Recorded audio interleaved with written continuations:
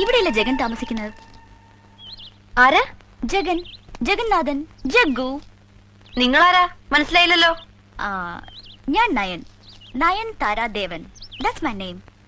മോളുടെ പേരെന്താ? മോളോ? എവിടുന്നാ? ഒരുപാട് ദൂരെന്നാ.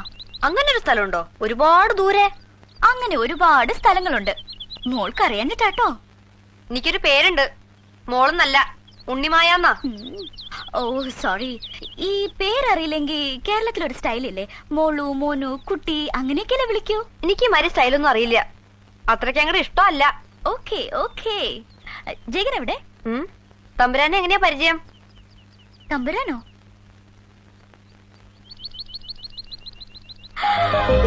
Wow!